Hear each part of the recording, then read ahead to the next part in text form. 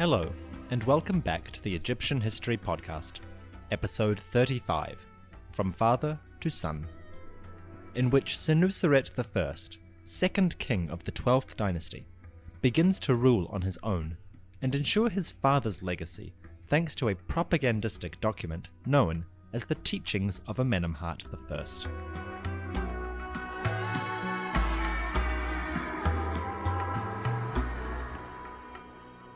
Senuseret's arrival in Ichtawi, the capital established by his father, probably occurred several days after the old king had been violently set upon by his guards. Either Amenemhat was dead already, or he now lingered briefly, soon to pass on to the next world and become Osiris. Time was of the essence, and Senuseret could not waste it. The conventional view among Egyptologists today holds that a night following a king's death was a time of chaos, a no-man's land between order and disorder. The chaos lasted all night, at least on a theological level, in which time and reality hovered on the brink of unraveling. Widespread mourning can be assumed to have occurred. Whether a king was genuinely loved or not, his death threatened the existing reality. But then, as the sun rose, a new king was revealed, and Ma'at returned to her rightful place. This was known as the appearing in glory, or appearing as a god, the two most common references to a king's ascension and continuous renewal of the cosmos day by day. When Senuseret appeared in glory, he had now been a co-ruler of Egypt for 10 years, serving alongside his father. Now, the kingdom was his to lead as he wished. So what did Senuseret want to achieve?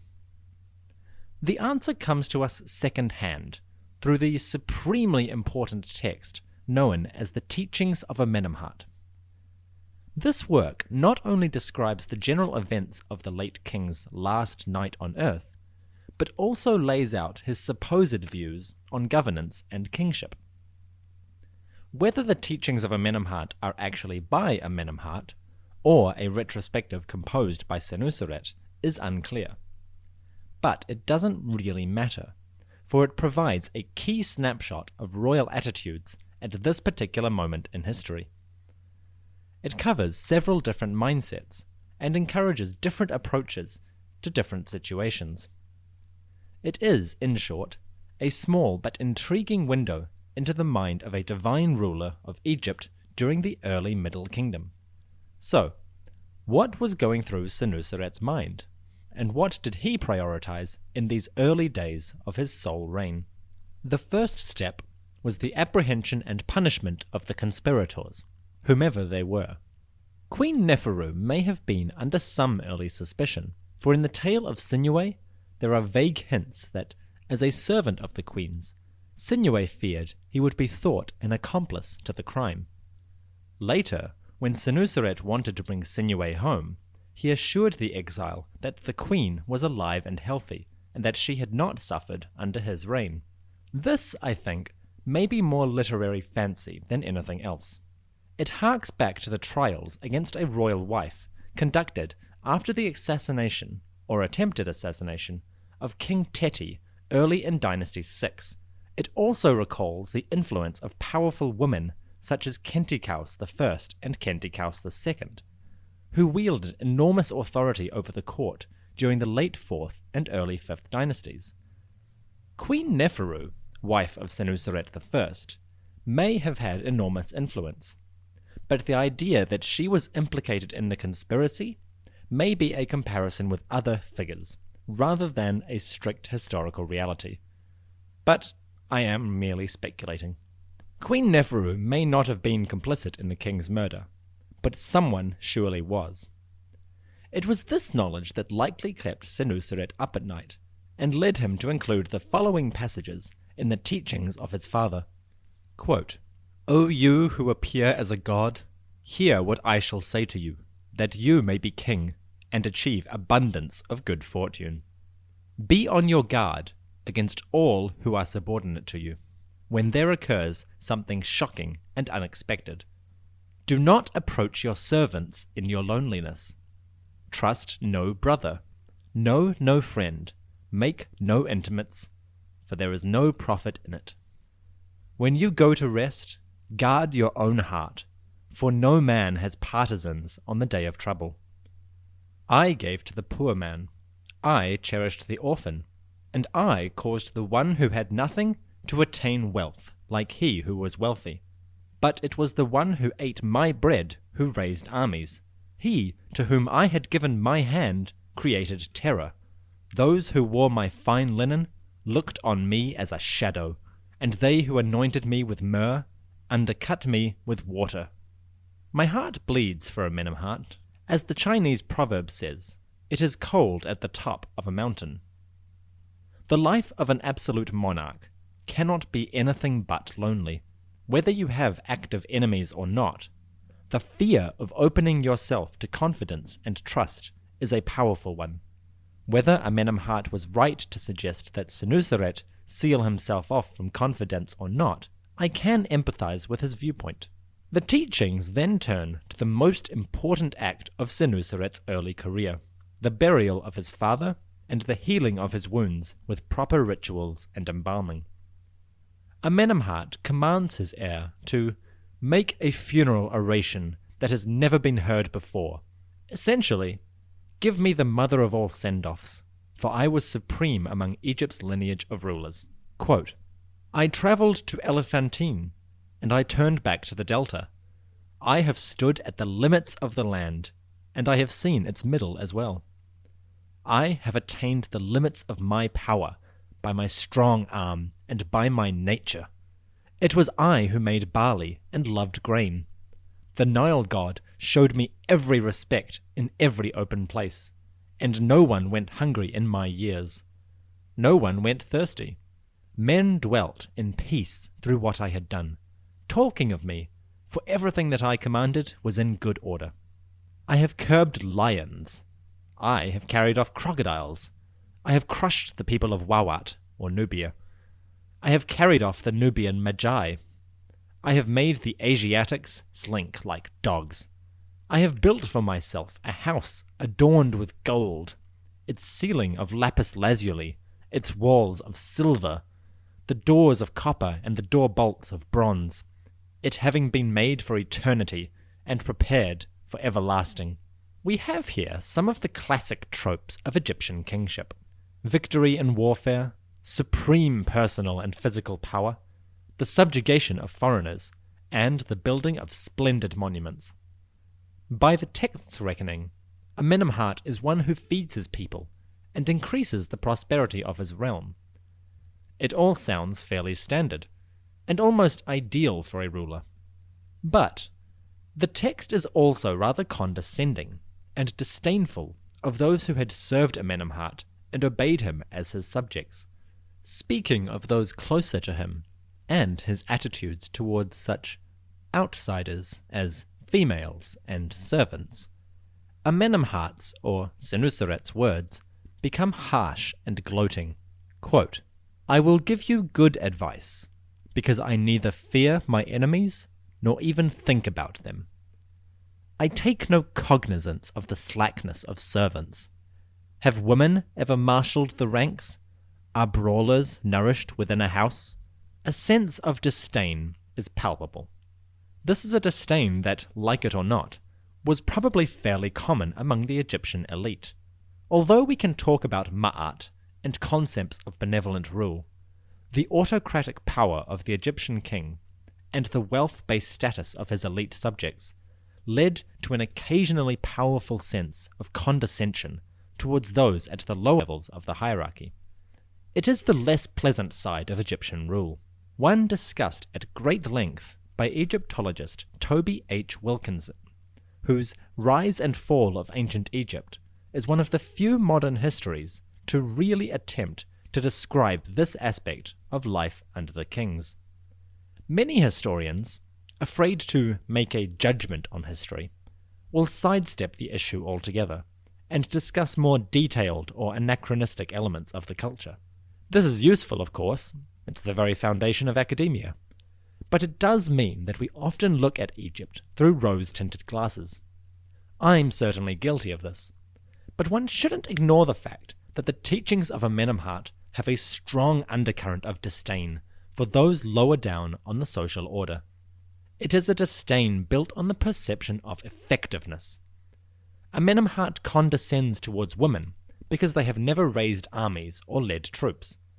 He bemoans the slackness of servants, as though people exist solely for productivity that benefits him.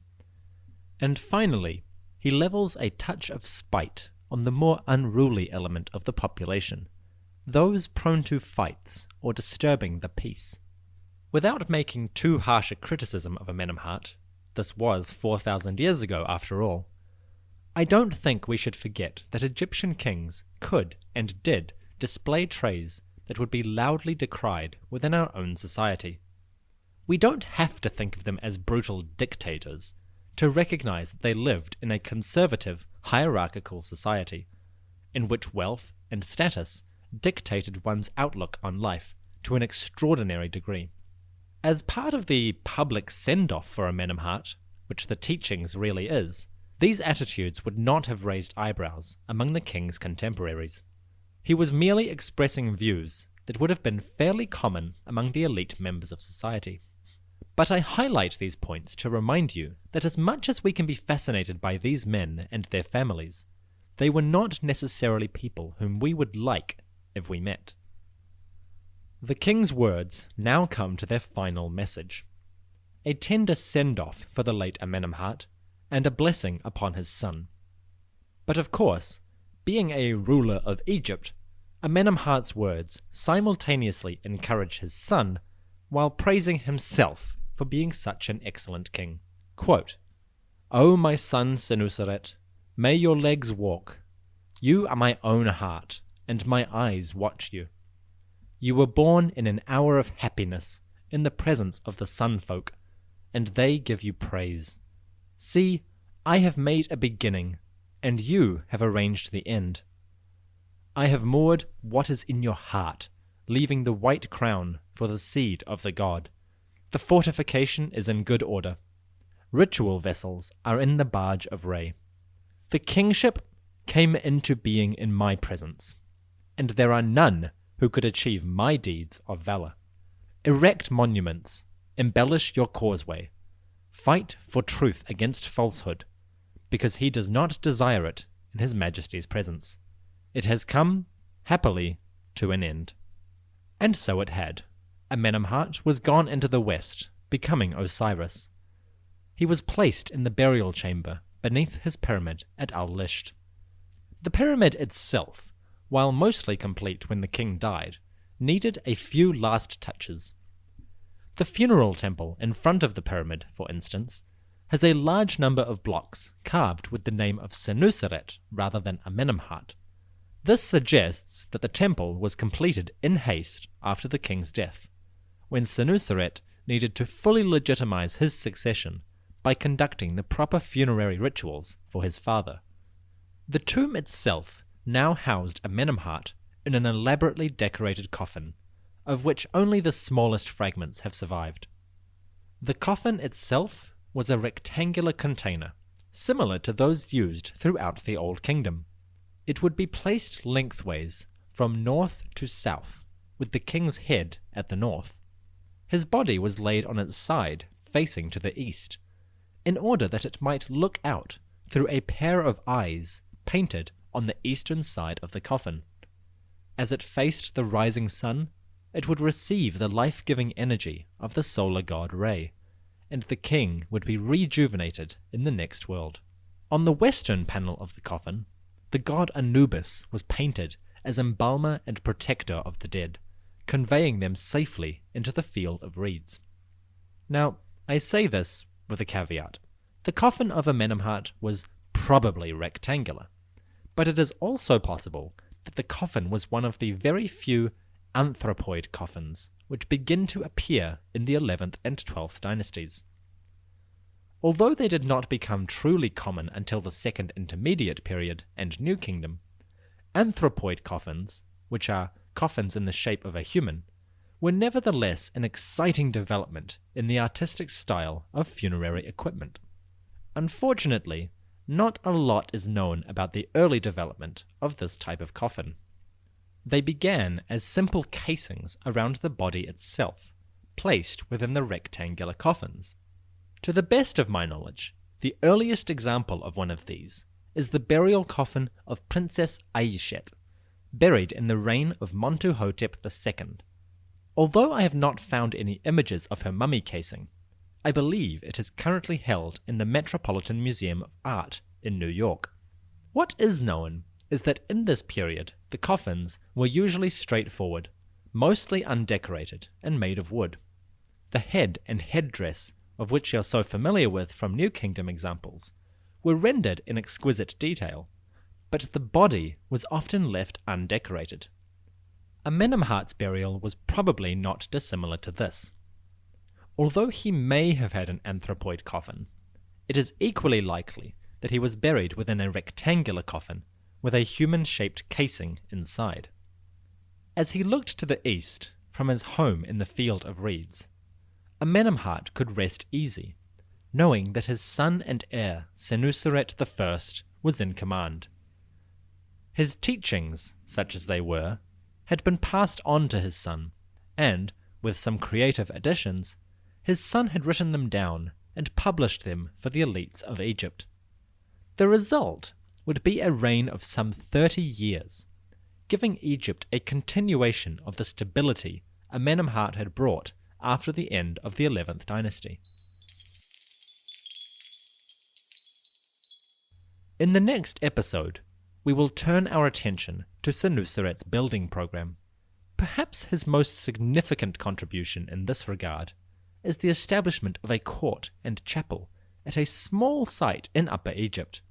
Today, it is Senuseret to whom we give the credit for beginning royal work at the magnificent Temple of Karnak.